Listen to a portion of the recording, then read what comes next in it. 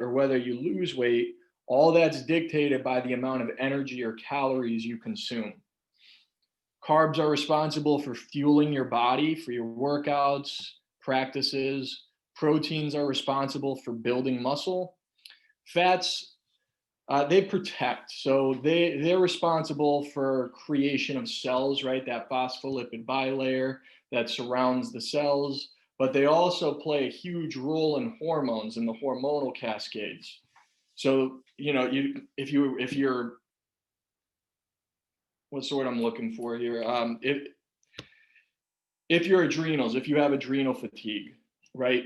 Look at your fat content, for example. Now there could be a bunch of other issues, but start there. Again, that's just one of the many hormone cascades that could go on. Another guideline here, we got 0.5% of body weight per week is optimal for fat loss. And then we got 0.25% of body weight per week is optimal for lean mass gain. Can you do more? Yes. Are you going to feel great doing it? Probably not. And is it safe? Probably not. Try to stick to these ranges as best you can. And then we went over some generic hand size portion guides, which can get more specific once you take what you learned today and what we talk about and apply it. So a quick caveat before we get too deep into the macro splits and the calorie balance of today.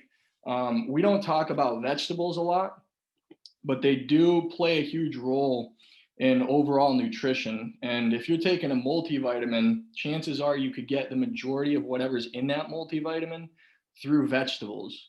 So vegetables, they provide natural vitamins, minerals, antioxidants that contribute to the repair of the body. And they also maintain and support the immune system. And that's huge because when you work out, your immune system actually is inactive. So you want to make sure you're getting vegetables right after your workouts and throughout the day. A quick guide here, feel free to take a screenshot of this. I'll leave it up for a couple seconds. Just to give you an idea of what categories of vegetables, the benefits that fall into each. I didn't make this, this is through Exos. But as you can see, red foods, they increase heart and circulatory health, improve memory, healthier urinary tract. Blue and purple foods, those are primarily responsible and improve circulation and microcirculation, improve memory and healthier bones. Yellow foods are good for digestion, optimal brain function, increased immunity, healthier eyes and skin. Green foods, they have improved eye health benefits. They rejuvenate musculature and bone, and they play a role in creating stronger teeth. And then orange foods, they play a role in skin, eye health, immunity, healthier heart, and they have been correlated to show a reduced risk of cancer. So going into the programming of nutrition, before I do that, did everybody get a chance to screenshot this? Yeah, all right. So going into the programming for nutrition, what's behind a nutritional plan? Well, before you create any sort of nutritional plan, whether it's for yourself or someone else, you want to just kind of keep these reminders in front of mind. 3,500 calories equal 1 pound of body weight. All right, so if you're trying to gain or lose weight, you want to create a surplus that by the end of the week gives you 3,500 calories or takes away 3,500. 0.5% to 1% of body weight per week is the optimal ranges of fat loss. Cut phases should last about 6 to 12 weeks, and then you should go into a maintenance phase. So if you're in a fat loss or cut phase, you don't want to just go for 30 weeks out of the year nonstop without taking a break and just readapting to some maintenance calories. Mm-hmm. You want to lose more than 10% of your body weight before shifting into a maintenance phase. So say you made an original plan that's 12 weeks long, but you've lost 10% of your body weight at 8 weeks. That's a point in time in which you should really reevaluate, go into a maintenance phase, and then come back into a cut phase if you were planning on losing more weight. These maintenance phases for cutting, they should last about 2/3 of what the cut phase itself lasted. So what that means is if you're in a if you're in a 12-week cut, you want to do a 4-week maintenance. For muscle gain, you want to gain about 0.25% to 5% of body weight per week. That's the optimal range for lean mass gain. And that's what's been shown to, with more certainty, be sure that you're putting on more muscle, because as we know, when we lose or gain weight, it's not just pure fat or pure muscle. It's a combination of many things. But staying within these ranges not guarantees, but helps you be a little more certain that the weight you're putting on is muscle. Phases for lean muscle gain should last 6 to 16 weeks. And then the maintenance phases should last 1 to 3 months. When it comes to macronutrient profiles, this is taken from Renaissance periodization. Here's some basic recommendations depending on sports, hypocaloric, hypercaloric diets. So for best health, which is the minimum, you want 0.3 grams for athletes, or 0.3 grams for general pop, 0.8 for athletes. For carbs, you want to be in that 0.3 to 5 gram range. And then for fats, you want to be at least 0.3 grams. And I'll leave this up here. You can take a screenshot if you want. I won't talk through every single one because I am including it in one of the examples that I walk you through on making a nutritional plan. But if you have any questions, feel free to shout them out. I'll give it a couple seconds. Just let me know when you have this information. We good? Sweet. All right, so determining maintenance calories. This is the first step in creating a nutrition plan. And the simplest way to do it is to take your body weight, multiply it by 10, take the product of that step 2 and multiply it by an activity multiplier. So as you can see down here, we have different activity multipliers based on how active you are throughout the day and how much times you lift weights or go to practices, things of that nature. And then that 4th step is going to be to add or subtract around 200 calories depending on the goal. And I find 200 is the best for when you're first making a nutrition plan. You can up it to 250 after as you progress and you start to periodize your nutrition, but 200 is a really good starting point because frankly, whether you use this or a different calculation, it's not going to be 100% accurate. You are going to have to tailor it to you as you learn about your metabolism and your body. So for example, this is me personally. I weigh 214 pounds. Take that, multiply it by 10. That gives me 2140. And now I fall within these 2 criterias here. So I just used 1.7 as my activity multiplier.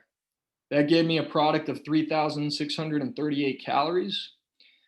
I added 200 to that because my goal is to gain. So my maintenance calories for the day are 3,838.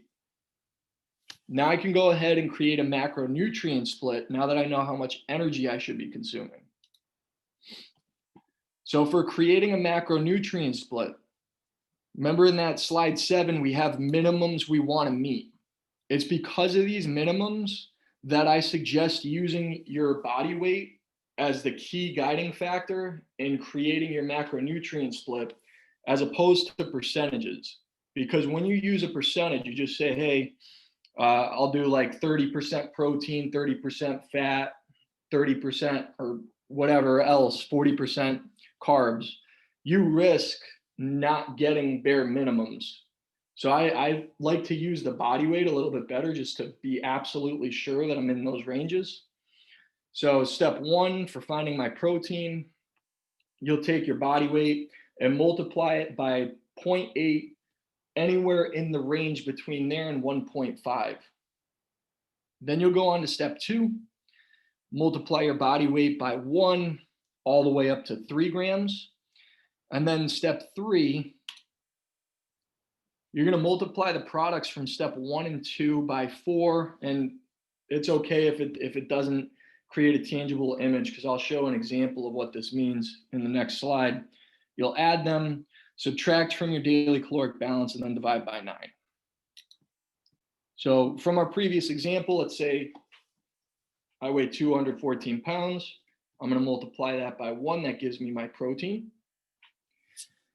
I weigh 214 pounds. I'm going to go to 2 for carbs. That'll give me about 428 grams for my carb intake.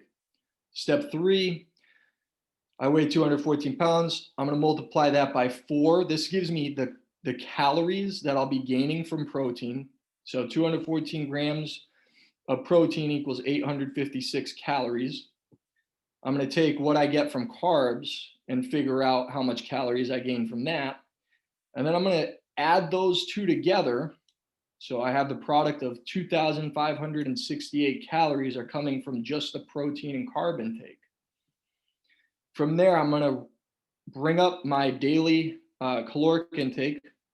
I'm going to subtract this number here from that, and that gives me 1,270 spare calories that I can use on fat. Or if I wanted, I could add more protein or more carbs, but this shows me how much is left over once I've met those minimum requirements. To figure out what this translates into in a gram sense, I'm going to divide it by 9. That's because for every 1 gram of fat, we get 9 calories. So this gives me 141 grams of fat. Now, what I like to do, just to make it a little bit cleaner, is I'd round up. So I would say like 215 grams of protein would be my intake, 430 grams of carbs would be my daily intake, and 140 grams of fat would be my intake. It just makes things a little more cleaner and a little bit easier to hit throughout the day, especially when you're using something like MyFitnessPal to track.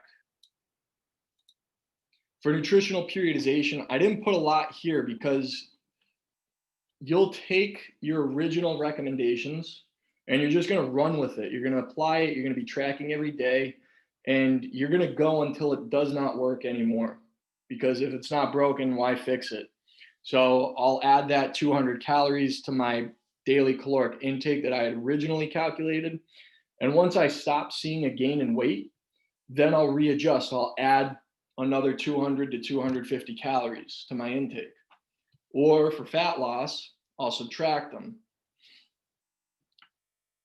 And then just to kind of go on a tangent, I wanted to mention somatotypes. I don't know if they're super big right now, but there was a point in time when they were really big. And I'd say they're more relevant when you're originally creating these nutrient profiles. So as we can see, we have ectomorphs. They're kind of like long, lanky. They have those longer limbs, and they tend to be on the thinner side. They're not sensitive to carbs whatsoever. I mean, carbs have an effect in their body, but it's not going to be the same as somebody who's an endomorph, for example, who won't digest carbs very fast, and they tend to put on weight a little bit easier. The mesomorphs, those are the people who've hit the genetic lottery, and they put on muscle, they can eat carbs, they can eat fats, and it doesn't really alter their body. Now, again, these are really grotesque guidelines. And if you find that you fit into one of these criteria as you're originally making, and this is important, as you're originally making your nutrition plan, go ahead and take a little bit off. So if you're an ectomorph, for example, you could tolerate more carbs. So in that leftover amount of calories that we talked about, that 1,270, you could add more carbs if you really like carbs. That's fine. But if you're an endomorph, maybe you want to take some of what you have in that 428 grams of carbs and move them either towards protein or fat. Does that make sense? Are there any questions? All right. It's I don't even know how much time I took here, but that's the basis on how to develop a nutrition plan and to periodize it. If we have questions, we could take a couple minutes to just talk about them. I was hoping this would stay kind of under the 20-minute mark. I don't want to waste anybody's time. but this is how it's done. It seems very complicated, but it's, you know, when you break down the numbers and you take it step by step, it gives you a good guideline to follow. Kyle, I had a quick question for you. What's up, Could Ari? you go back to that activity tracker slide? So when you're trying to decide, like, it's kind of giving like a range there. How would you kind of dictate your own range? Like maybe if you're more active on that active plus 3 to 6 days weightlifting, if you're maybe like a little bit more than that, but not very active, maybe go on the higher side, or what would you suggest? Yeah, that's a great question, and that's why the ranges are there. Okay. So if you're like somewhat sedentary, like an accountant, but you tend to be moving a lot of boxes full of papers all day, you're going to be probably closer to the 1.6, maybe 1.5 range. If you're like a construction worker, on the other hand, you're going to be at the 2.2. Like you're on your feet all day, you're operating heavy machinery, you're literally like moving things all day, or just a mover, for example. You're going to be at that 2.2 range. Keep in mind that the weightlifting does play a role here.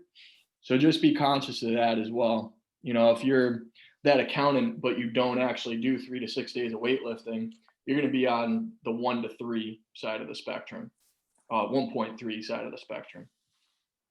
Does that make sense? Yeah, definitely. Thank you. Yeah, of course.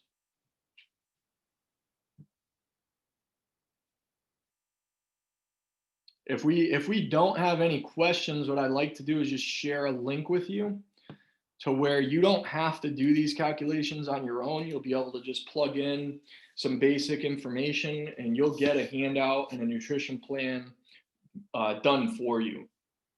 So let me pull that up here.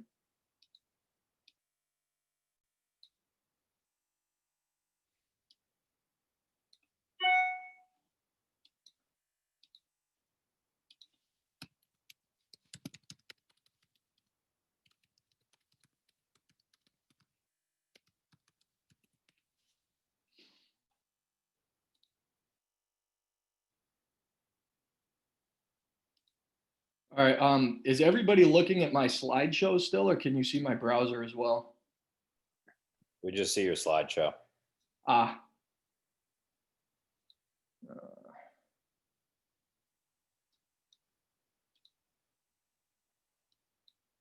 I might be able to figure out how to share my browser. Sweet.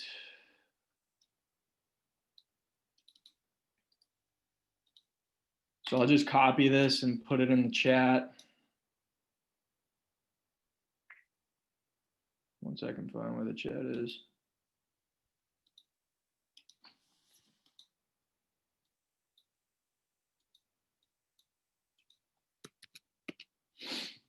All right, so if you take this link and put it in your browser, it'll bring you to the page that you see on your screen that I'm sharing right now.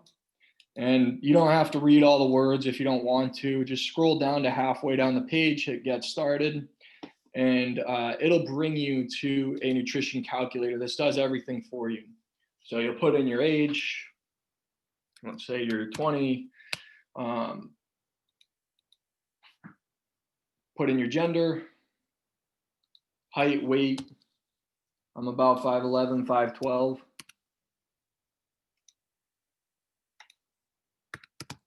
Devontae laughed at it, he got it. And then you're gonna put in your goal, whatever that might be, how much you wanna weigh, and it'll send you a document that gives you a bunch of tips, how to eat, what your daily eating schedule should look like, things of that nature.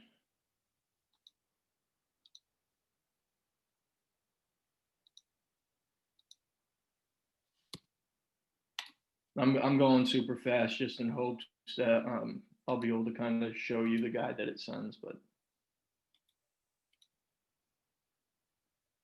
All right, so it'll bring you to this page. You want to hit this button because it'll give you a way more in-depth guide than what you see on the screen here. But it'll give you the hand-sized portions that are custom made to you, how the calories should break down depending on how aggressive you want to be with your goals. So I think I put somewhere in July that I wanted to gain 15 pounds. So it calculated towards that. But you want to download the guide, and it'll ask for your email and it'll send it to you, and it'll talk you more through on tips, tricks, like some quick, easy meals you can make that are protein packed and things of that nature. So any lingering questions before we sign off? All right, well, I appreciate all you for coming. We got one more week where we'll really talk about the mechanics of nutrition, how to track in MyFitnessPal, how to weigh and measure food and things like that. So if you've ever struggled with following a nutrition plan, we're really going to break that down.